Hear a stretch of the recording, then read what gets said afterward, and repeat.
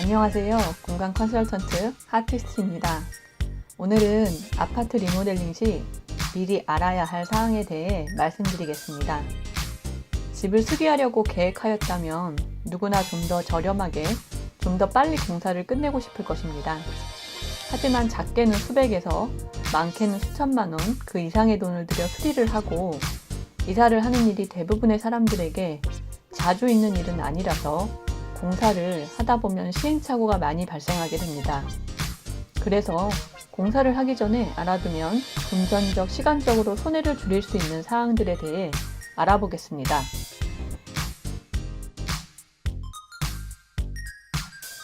첫 번째로는 공사 전에 본인이 원하는 확실한 컨셉을 정하는 것입니다. 주거 공간은 상업 공간에 비해 트렌드가 빠르게 변하지는 않지만 다양한 컨셉으로 매년 새로운 마감재나 가구, 소품들이 출시가 됩니다. 하지만 패션 아이템을 구매하듯이 매년 집을 사거나 리모델링을 하는 것은 일반인들에게 불가능한 일이기 때문에 자신이 어떤 스타일을 좋아하는지 확실하게 정립해둘 필요가 있습니다.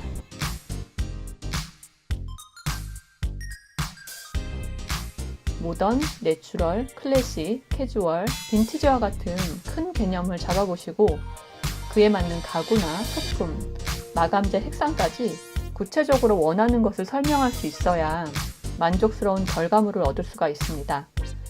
그렇게 내가 원하는 주거 공간을 한번 조성하면 부분적으로 셀프 인테리어를 하거나 홈 데코레이션으로 계절별, 공간별 변화를 시도하면서 오랫동안 나만의 개성을 표현할 수 있는 집이 되는 것입니다. 두 번째로는 라이프 스타일을 살펴보는 것입니다. 인테리어 할 때는 취향뿐만 아니라 생활 방식에 따른 기능성까지 함께 고려해야 합니다. 거실이나 주방과 같은 공적 공간에 집의 중심을 둘 것인가, 개별 침실과 같은 사적 공간에 중점을 둘 것인가에 따라 인테리어 공간 구성이 많이 달라질 수 있습니다. 또한 1인 가구라고 할지라도 손님의 유무나 접대 방식에 따라 공간을 꾸미는 방법은 얼마든지 달라질 수 있습니다. 예를 들어 최근 건설사에서 분양하는 아파트들을 살펴보면 가족 구성원이나 라이프 스타일에 따라 평면 옵션을 선택할 수 있습니다. 주방 옵션형 평면을 살펴보면 가족의 수나 생활 방식에 따라 침실로 조성하거나 팬트리를 설치하여 수납 기능을 강화할 수도 있고 손님 접대가 많은 공간으로 주방을 디럭스하게 사용할 수도 있습니다. 또한 주방 가구인 식탁을 선정할 때도 자녀가 어린 가정은 홈집이나 오염이 덜 되는 소재를 고르는 게 좋고 손님이 많은 가정은 대형 식탁이나 확장형 식탁으로 꾸미는 게 기능적이고 효율적이라고 할 수 있습니다. 결론적으로 가족 구성원의 연령이나 인원수, 공적 공간과 사적 공간의 활용도, 가족들 위주의 생활 방식인지 손님이나 모임이 많은 생활 패턴인지 다양한 각도로 공간의 기능적인 측면을 살펴보시고 불편한 점이나 개선할 점까지 리스트해 두시면 리모델링 시 많은 도움이 됩니다. 세 번째는 공사 전에 마감재에 대한 사전 조사를 충분히 하는 것입니다. 리모델링을 하는 데 있어서 자재는 예산의 많은 부분을 차지하므로 발품을 많이 팔아서 선택하는 것이 중요합니다. 똑같은 자재라고 할지라도 생산업체나 판매업체, 관리 상태에 따라 품질이 다르기 때문입니다. 또한 자재 사양과 가격이 천차만별이라 미리 컨셉을 받는 자재와 예산 내에서 가능한 비용을 미리 조사하지 않으면 만족스러운 결과를 얻을 수가 없습니다. 셀프 리모델링을 하시든지 인테리어 업체에 공사를 1인만 하시든지 간에 미리 논현동 자재시장이나 을지로 자재시장에서 타일, 벽지, 마루, 조명 등은 살펴보시는 것을 추천합니다. 가구는 한샘이나 리바트 대리점, 아현동 가구골목이나 광주 오포단지, 헌인 가구단지 등의 전문 판매 지역에서 미리 다양한 디자인과 가격을 알아보고 예산에 맞게 계획을 하시는 것을 추천합니다. 네 번째는 마감 공정에 대해 미리 숙지하는 것입니다. 아무리 작은 원룸이나 오피스텔 같은 공사라도 공정별로 진행되는 순서가 있습니다.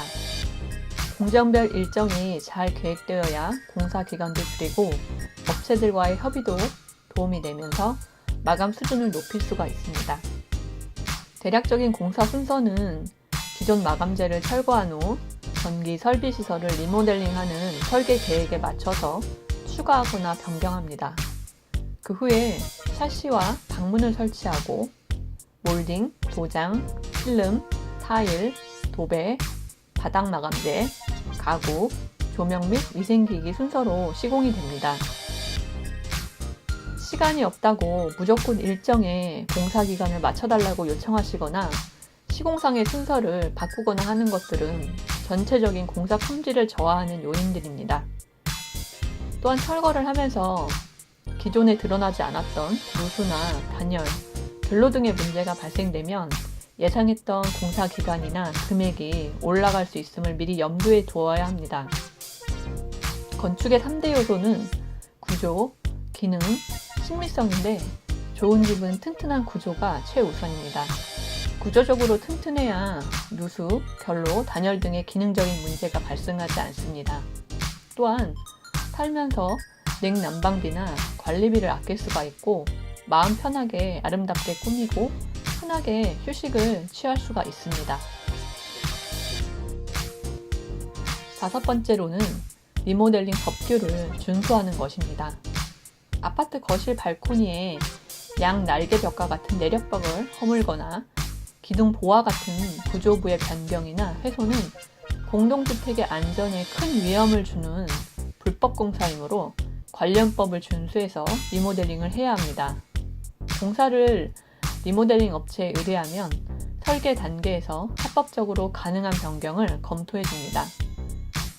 내부 구조 변경에 관한 법률의 핵심은 안전에 있으므로 구조 변경 여부는 내력벽이냐 비내력벽이냐에 달려 있습니다. 내력벽은 건물 전체의 무게를 지탱하는 구조체 역할을 하는 벽으로 콘크리트로 거의 되어 있고 비내력벽은 공간을 구획하는 것으로 벽돌이나 블록, 석고보드 등으로 되어 있습니다.